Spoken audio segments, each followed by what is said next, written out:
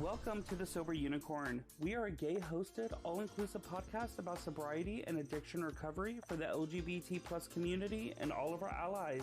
I'm your host, Holden, and thank you for joining us today. Well, hello, everybody. I hope everybody's doing absolutely incredible. This is Holden back here again here with the Sober Unicorn. Today we are being joined by somebody that we also met on Instagram. Instagram has been an absolute blessing on finding guests for the Sober Unicorn. And well, hello, Allison. How are you? Oh, I'm doing great. How you doing? I'm doing incredible. I mean, just like you, I'm getting my morning started and just trying to figure out what I'm gonna do the rest of today. It's a good dilemma to have. Yes. So when I was like, when you reached out, well, I think I reached out to you. I'm not really sure. But I was super excited to get you on because you share kind of a different path than the rest of my guests that have been here on this podcast. Many of us here on the podcast have hit rock bottom in our addiction, um, where some of us were homeless and have to seek out treatment, but you didn't really have to hit that rock bottom or like massive addiction level in order to get sober and better yourself. So, kind of, why don't you kind of give us a backstory on what got you sober? What made you decide to get sober, even though you hadn't reached the point of like an alcoholic yet? Yeah, so I'm a therapist by trade, and because of that, I have a few master's degrees. And the way that I put myself through getting my grad school was I was a New York City bartender, and was for a very long time. So I started bartending right after I graduated college. So I was like, a baby. I was 21, um, and I was really involved in bar culture. So I kind of had this strange lifestyle where 9 to 5, I would work my job in therapy. After, let's say 5 to 9, I would go to school, and then 9 o'clock at night, I would go bartend. And that was my life for basically up until COVID. At some point, the education fell away, but I just worked more in therapy. And during COVID is when I think I started to, you know, I don't know that I developed a dependence to alcohol, but I was definitely drinking more than I, would love to admit now. My husband was unemployed. He actually owns some New York City bars. So they were closed down during the pandemic. And at one night, there was like one particular night. We had been drinking some wine. I was working, I'm sure, as you can imagine, a therapist in the pandemic had quite a lot of work. So I was doing a lot of sessions. And at the end of those sessions, couldn't go anywhere, couldn't see friends, couldn't see family. So we would just drink wine. And one night I had a panic attack. And I have not had a panic attack since I was, my God, like college at the latest, possibly even high school. And it was severe. So severe that it landed me in the emergency room, which is not the place that you want to be when, it's the middle of a global pandemic. And I had a nurse. I don't even think she was a nurse. I think she was a social worker, come up to me and was like, "Hey, I noticed your blood alcohol content was like pretty high. And, you know, what's your deal with drinking?" And I was like, I'm not addicted to booze. Like I could totally quit. And luckily for me, I think at that point I had not, like, I don't know what would have happened. I was definitely on a path, right, to full addiction, but I caught myself in this like circumstance there where I'd only really been like dramatically drinking for a few months. And she started talking to me about how, like why it was that I was drinking. And, what I shared with her is that I was feeling really anxious. And, I was having all this imposter syndrome. I was really overwhelmed. I was overworked. And I just was kicking up too much drinking over the last few weeks. And, she said to me, she gave me a bracelet with her name on it, and her number on it, and told me to call her anytime. And when I went home, I really started thinking about like, wow, why is my anxiety so bad right now? Outside of the fact, like for obvious reasons, we're in a pandemic. And I started Googling like anxiety and alcohol. And what became very clear to me is that I'm very educated in psychology. I have associates, a bachelor's, and 2 master's degrees. And no one at any point when I was in my education talked to me about alcohol and mental health, right? It was always under the framework of addiction. So I had a framework for that. But, short of the last few weeks, I really didn't drink that often, or I just was kind of like a party girl and drank too much when I did. Um, so I started buying books, and we now know as Quit Lit, and I started reading Quit Lit, and I had this huge epiphany that we really just don't talk about alcohol and anxiety, and mental health, right? It's almost exclusively in the model of addiction. And so at that point, I became sober curious. I wasn't quite ready to say, like, no booze for me at all. I just really took back how much it was that I was drinking. And so that kind of started me. And so that was like about 2.5 years ago. And what I noticed over the last 2.5 years is every time that I was abstaining from alcohol, my anxiety and my mental health was exponentially better than when it was that I was drinking, even drinking in moderation. So that kind of opened up an entire lifestyle for me that changed. Um, it took me a while to be, I'm now completely abstaining from all alcohol. I'm at day like almost 100, I think. And of the last 6 months, I've only probably drank maybe twice. Both of those times, my anxiety skyrocketed the next day. So it's been sort of a long road for me to really get the message that alcohol is terrible for mental health. You do not have to be an addict to be renegotiating your relationship with alcohol. And, it's just, I talk to clients day in and day out about all of their mental health, right? Meditation, drinking their water, going to therapy, all of the things that we do for our mental health, just to throw complete turpentine on it when we drink. So that's been somewhat of my soapbox now, because I wish that someone had told me that years ago. I think I would have made maybe different decisions when it comes to alcohol. The way when I talk about it to clients, again, sort of this different framework under mental health, I use the example of cigarettes, right? Like, okay, people smoke out in the world, but we all know that it's dangerous for you. We all know that it could lead to cancer, it leads to dependency, all of these things. And if someone chooses to smoke, that's their autonomy. I've been talking about alcohol in the same way. If you're going to partake in drinking, yes, absolutely, it's an addictive substance. There's nothing that we can do about that. It's the most addictive substance. So, an enormous percentage of humans are not going to be able to moderate because it's just impossible to do that. But then we also need to talk about brain health, right? Alcohol is extremely damaging to our brain, right? So it shuts down our emotional regulation, it shuts down our motor skills, it shuts down our short-term memory, it can affect our long-term memory. And all of this matters too. So present day, I feel clearer, more present. I'm going after bigger dreams.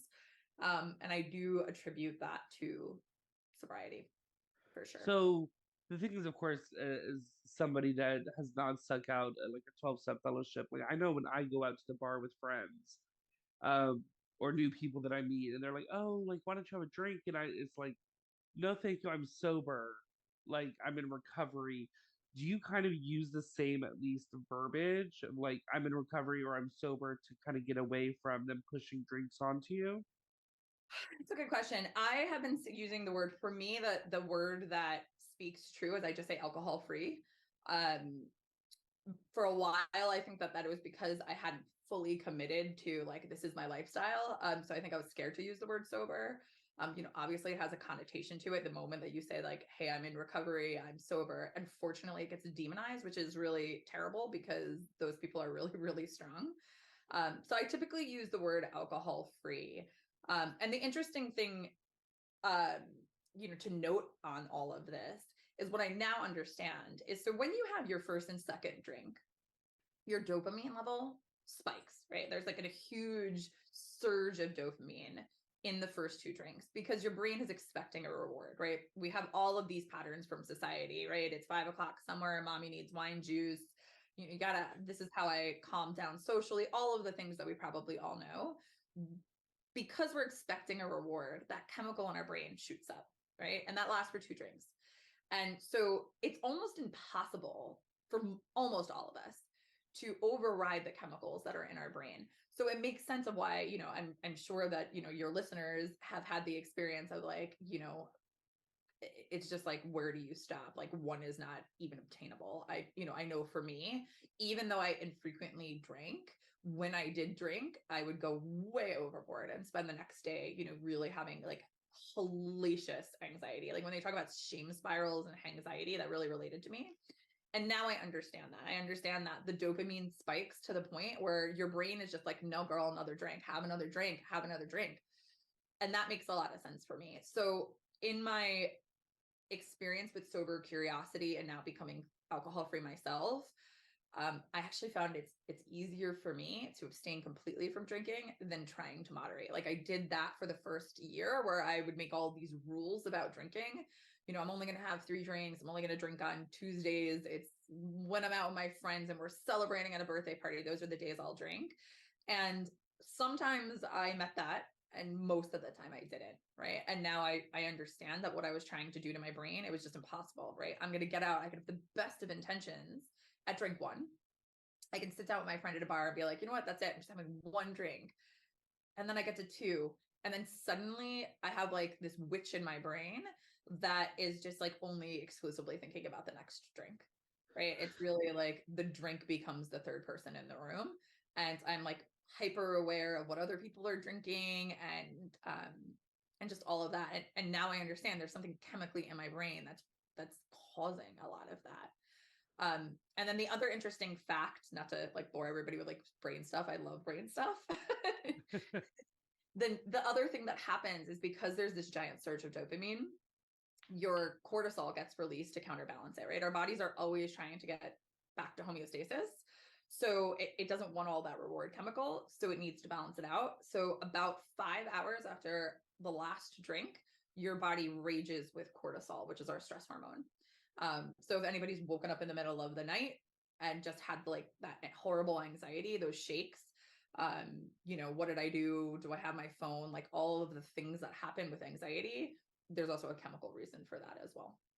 Oh, that's kind of crazy to think about it that way because I look at it as with the scientific fact of I can't remember the full details of it, but I know that your body produces this enzyme in order to break down the ethyl of the liquor, and once you exceed the amount of like intake that you're doing, then your body in turn produces another enzyme that causes you to crave the liquor even more. So it's like, well, instead of breaking it down for you, let's just crave it some more, I guess. Absolutely. Which Right. is And like, how do you get out of that? That you're stuck. There's nothing you can do. That's not resilience. It's not strength. It's not like mind over matter. There's things that are happening inside of our brains that are making this almost an impossible task, which, I was a New York City bartender for 18 years. And I think back on a lot of those memories. And like at 3 o'clock in the morning, most people aren't living their best life, right? Like they're just kind of like compulsively still drinking. It's like the fun of the alcohol, the fun of even the situation has somewhat lost its glamour. And you're just sort of doing it. oh, for sure. I know in my drinking, it was I would say the first 7 drinks were kind of fun. And then after that is when you know you shouldn't be drinking more, but yet you still are sitting at the bar drinking more and even like doubling up your shots. And going back, kind of rewinding a little bit back to like the stressors, I never really realized that because I would actually wake up in the middle of the night and be like, holy where's my car? Yes. Um, Many of that was because I was blackout driving, which is not Yep. a good thing. But going to like the mental health piece of this all is like many people, I know for myself, if I was depressed, I would go and get that drink because we all know I would kind of compared to like a beer drinker. We all know that first drink of beer gives you that woo-saw feeling. Mm-hmm. That oh finally. Like it's again, it's I feel it's as you said with the brain, it's a reward system. Mm-hmm. So, but alcohol is a depressant. Absolutely. So why are we going to treat depression with something that's going to make us more depressed? And Exactly.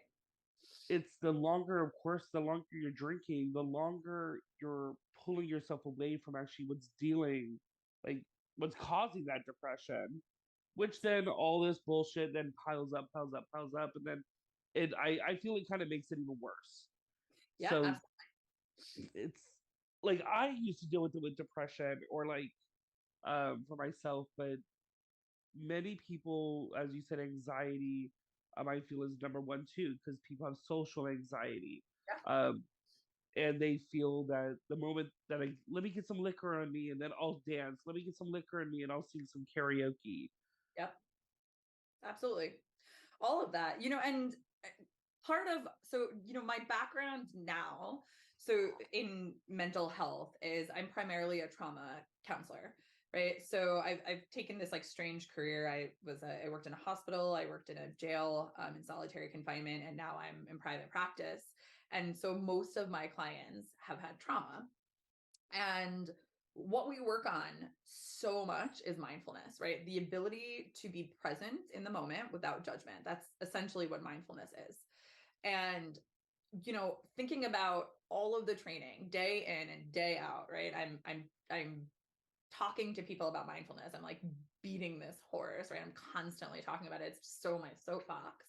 And then in my own personal life, here I was again, like sort of throwing things on fire, right? I'm so mindful Monday through Friday. And then on Saturday, I go meet up with the girls for brunch and we have boozy mimosas. And then maybe they go home, but I'm not that girl that goes home. So I go meet friends because I have friends all over the city who bartend.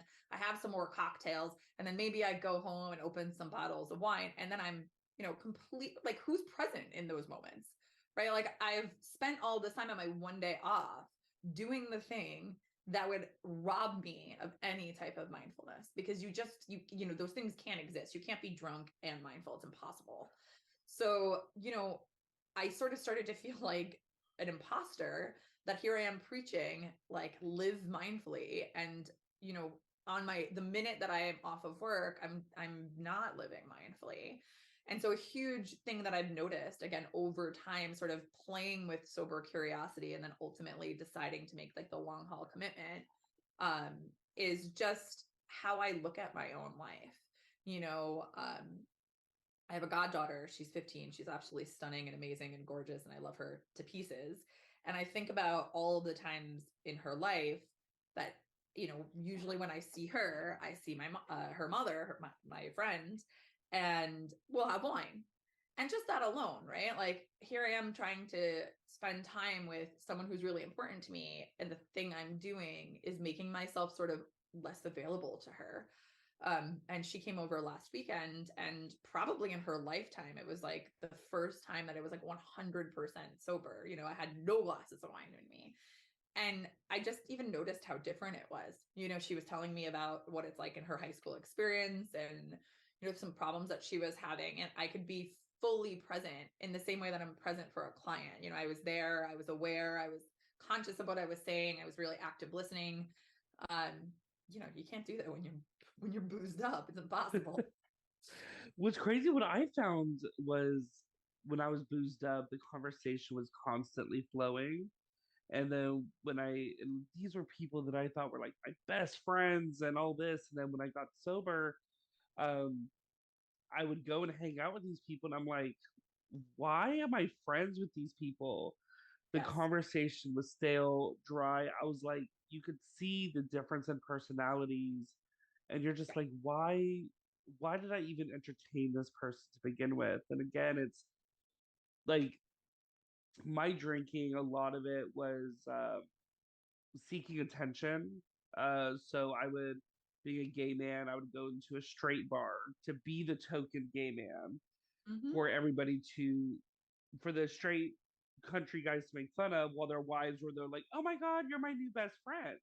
Mm-hmm. And it got me the attention that I was seeking. It got me all kinds of free drinks. And then of course, later on, I mean, I never knew my end with drinking. It was either when the bartender cut me off or when she was like, "Okay, it's 4 in the morning. You need to get the hell out of the bar."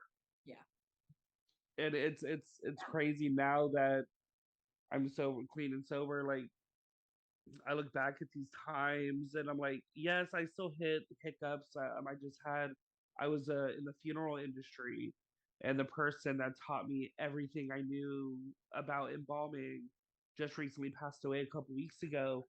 And it's weird on how I cope with death now and how I cope with life situations. I mean, I normally if I was in my addiction, I've been going crazy. I literally just quit my job, making myself unemployed with a brand new car, rent. I mean, I have a massive amount of bills and I made myself unemployed, but I was able to make that decision very consciously Yes. and for the betterment of myself and saying, you know what, you will be okay.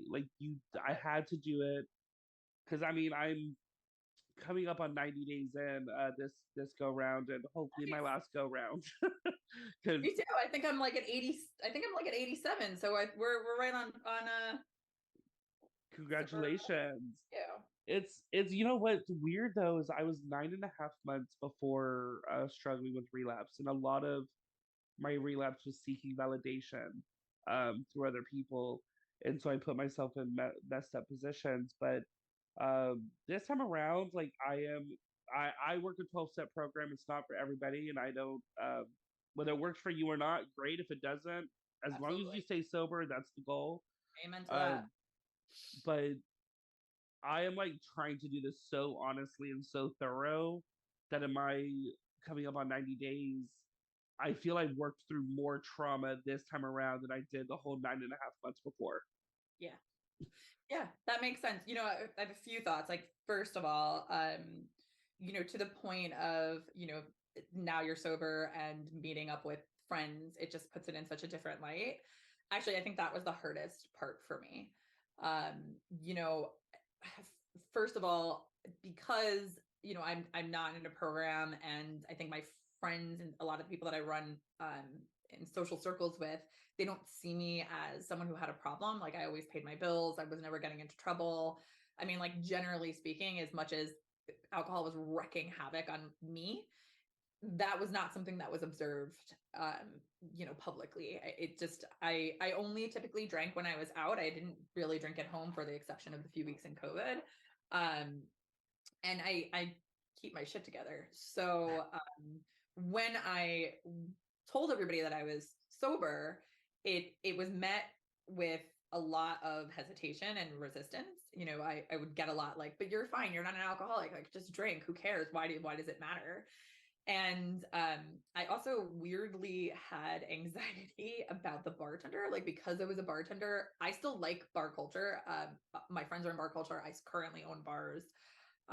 And so it was hard for me to go sit at a bar and not order a drink because I felt like I was being a bad customer. And I actually worked with an alcohol coach who had said to me something to the effect of, like, "You're ruining your personal health for the observation and experience of someone that is absolutely minuscule to your life. And you're going to tip well, so just get over it." And actually, that was quite helpful.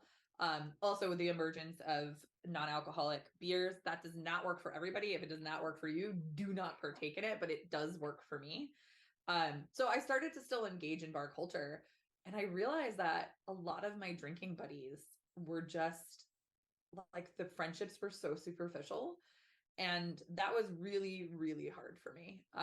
Like, very hard for me to have that, awareness of these people that I had considered only a few of them, but some people that I had considered extremely good friends really were quite toxic. And I was toxic to them as well, I think. We would go out and have really repetitive conversations. They would typically be very gossipy based.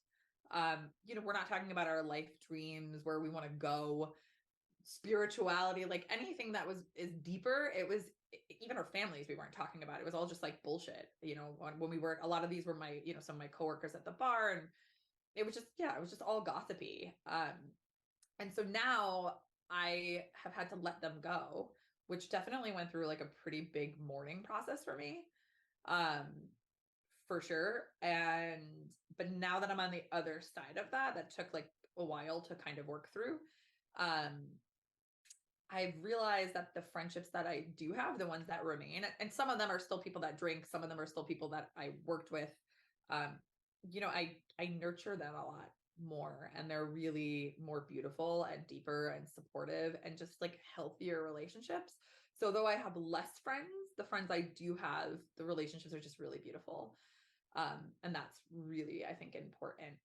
Um, so I wanted to say that. And then quickly, the other thing I wanted to say is, on relapse, my model for trauma and therapy is that nobody does better with shame. And I do think that sometimes we need to just go through what we go through to learn more stuff. And I'm a trauma therapist. I don't believe in like what doesn't kill you makes you stronger. I think there's a bit of a toxic element to that. But, looking at my life and how many times I committed to not drinking for the long haul and then had to have an experience, I've learned something different every time I come back to sobriety. And I think, this hopefully this one sticks. I'm almost at day 90. But the last time that I relapsed, I only relapsed for a few days. I was on vacation and I went like almost the whole vacation without drinking at all. And then our flights got delayed and we stayed for a few more days. And I just had the fuck it moment of like, why am I even doing this? It's fine. I'll just have wine. Again, woke up the next day, horrible anxiety. What did I do? I kept drinking, right? Like the dumbest thing I could Of possibly do. course. What you do, right? I was like, hair of the dog. Like, well, fuck it. I'm all in. Let's just do it. Um, and I drank for like 2 days, like 2 straight days. I wouldn't quite say I was on a bender, but it was like, I mean, I've definitely partied way harder than that, but it was like bender light. And then when I was coming out of it, I just really thought to myself, like, look at the first 7 days of this vacation where you were present, happy, like even the pictures, that we were taking with my friends, you can see the difference, right? I'm like wide-eyed and bushy-tailed in the first 7 days, and then my eyes are glassy and I look dazed and terrible Hmm. the last 2 days. And it's just like, you know, it's a visual representation of just what alcohol takes from each and every one of us. Um, so I kicked it again, and now I'm day 90 almost. And my husband has been so inspired by this. He is not fully sober, but he is. I would say he's cut down his drinking by 98%. So he's on his own journey as well, which just again speaks volumes to we all got to find out what individually works for each and every one of us, and do more of that. And what works for me may not work for someone else. And just compassion around that. This is super. Quitting alcohol in a culture that is absolutely obsessed with alcohol is extremely hard. Like we're all doing really hard things. Oh my God, that was I think the hardest thing when I first got clean and sober, that I would be driving down the road and it was like billboard after billboard, Sonic Seltzers, Mountain Dew, the new brandy by Stella Rosa. That's the Yeah, billboard I see almost every day on my way home.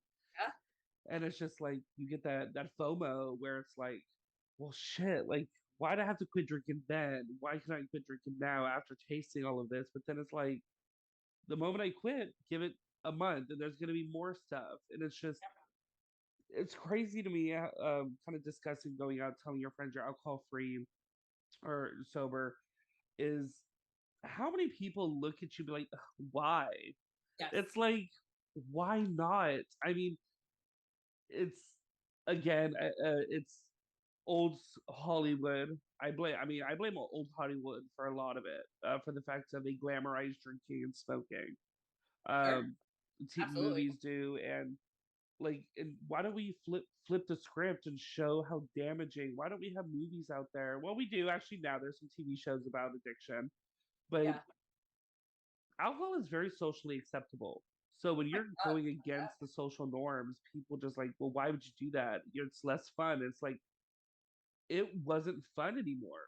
No. That's why I quit, because I didn't have the choice on whether I was going to drink $300 worth of a bar tab in a night. Like my body just, I had to, because that's what my body wanted. And it's like, thank God I did not get caught, because I should have most definitely been in jail because the amount of blackout driving I was doing. public intoxication and the driving with substance, because of course my addiction went further than alcohol. Um, but yeah, I mean, of course, you have client confidentiality to your clients, of course. But so if you can answer this question, I would like this question answered. If not, we'll move on. But do you find that people that have dealt with trauma in their life have a higher percentage of substance abuse issues? Absolutely. Yeah, Okay. sure. Absolutely. And honestly, any kind of, even if it isn't the extreme of trauma, I definitely see a correlation. But people who are coming to me, I guess, are coming because they typically have some sort of a diagnosis or, presenting problem. But to all of the points that you just made, it's like our culture is obsessed with booze, right? I note at one of the books that I read was talking about how many times you see an image of alcohol inside of TV, like daytime TV. And I have now noticed this, right? And I have yet to watch a show where they're not constantly drinking, right? So someone, this is just the message in, you know, our culture. When you're sad, drink. When you have a breakup, Mm-hmm. drink. When you want to have fun, drink. When you want to celebrate, drink, right? So now if someone has that schema, right? Like, oh, I just got dumped. I need alcohol, right? I'm having a bad day. I'm going to take a bath with wine. It's just, we're so susceptible to that message. It's really, really, really radical to be like, hey, like you just talked about grief, and I'm really sorry to hear about your mentor. Sitting in grief is really hard, right? So it's easier to just, even if we're not talking about trauma, grief, anger, frustration, I've had a bad day at work, right? Sitting in that, having to figure out how to move through it is really terrifying if you don't have the tools to do that. So Mm-hmm. it's much easier to drink, right? You get an immediate dopamine kick, right? You feel better, right? Like immediately, oh, phew, I'm relaxed now. Look at how easy this is for me. And then you delay any kind of having to face what it is that you have to face. And, I joke with my clients, but I'm like, these bad coping skills, they work. They work until they don't, right? They're not like long-term effective, but no one would drink alcohol. No one would participate in anything that was negative if it didn't at least work somehow. So you're taking the short term and it's working, but over the course of your life, there is going to be a moment where this suddenly really, really doesn't work. And for me, that moment was like, thank God that is my rock bottom, was just like saying to my husband, hey, I think I need to go to the hospital. I feel really off and I'm not sure what's going on with me. It wasn't drinking and driving or getting into an epic fight or getting arrested, but it was still, I was using something until the day that it didn't work. So that's hard. It's just hard. I mean, we really have, it's amazing to me just how often clients talk about drinking, right? And like, a lot of the times they'll talk about big fights that they had. And I always now, I didn't used to, but I'll now say like, hey, was alcohol involved? Like, tell me the circumstances about this fight. And it's like, often there's booze involved, right? It's just, I fought with my friend. We were at a bar. We got into a fight. We were crying by the end of the night. Our booze shuts off our emotional regulation. That's just what happens to our brains. Or what's so weird is that you'd say it shuts off our emotional regulation, but yet for some people, like get 5 shots into them and they're boo-hooing in the corner and they're Right? over emotional. Yeah, and because it doesn't shut down our emotions. So the thing that I learned, which again, I should have learned this when I was in undergrad, but the sort of course of what booze does for you in as far as like shutting things down. So ethanol is a poison, right? Like that's a fact. I had someone on Instagram be like, "This is untrue," and I'm like, "No, this is literally a fact. Ethanol is poison, right? So our body is just like having food poisoning. It doesn't want poison; it recognizes it as a poison. So when we drink enough booze, our bodies start to want to preserve itself, right? So first, it's like, okay, we don't need motor skills, right? We can totally shut down that part of the brain. It's going to go dark, right? It's why we slur, it's why we fall. Then the next part is like, all right, I don't really need emotional regulation. That doesn't mean I'm not going to have emotions. It just means the part of my brain responsible for is this appropriate Mm. goes dark, right? So that's, I'm sure we all know someone who, is the crier or is the angry drunk, right? They're behaving in a way that they wouldn't behave when they're sober. I keep falling into my hole in my wall. Sorry. I have a hole in my wall. So that's the second thing that goes dark. And then the third thing that goes dark is our short-term memory. Like we know, our bodies know that our long-term memory is so important. We're not going to get rid of that. But it's like, yeah, she doesn't need to remember this end of this night. So in the course of all of those things, our brains start to kind of go dark. And I mean, that's important. We need our brains to function as people, but it's why we make poor decisions. It's why we fall. It's why we wake up the next day and we're like, I can't believe I was crying over that, or I was screaming over that, or I got into this fight over nothing. You know, we're not, no one's acting their best self. No No, one's I acting. that is the damn truth. So before we come to a close, is there anything that you haven't shared that you would like to? You know, yeah, I would say anyone, listening to your show, other shows, this is a movement. I do believe that, many of us have approached sobriety and a sober lifestyle because of something that personally happened to us, whether we were having, major rock bottom moments or just renegotiating our relationship with booze on a lighter level. But doing all of this is radical. I think it's a huge form of self-love, and I think collectively, if we all start to share stories, like you are giving a platform to, like, thank you for having this show. I think that it starts to normalize what living without alcohol looks like, right? Maybe the future generations won't have so many, they decide to quit drinking and they're not why, but just have a drink, all of the things that, probably you and me and many of your listeners have been up against. So I think, power in numbers. Let's all band together and just try to change this whole kit and caboodle. Exactly. Well, if anybody resonated with your story or wants to get into contact with you as possibly maybe a therapist online, Sure. where do they find you at? Yes, my website is www. Note from your therapist. A note from your therapist. That's pretty much all my social media handles. And I have a pretty badass newsletter that I'm starting, which talks all about self-love, empowerment, definitely sobriety. That can be found at a note from your therapist/join the movement. So Awesome. Well, thank you so much for joining us today. It was thank you majorly so much. appreciated and very insightful. Thank you very much. I appreciate your time and the opportunity. Of course, have a wonderful day. Thank you again for listening to today's episode.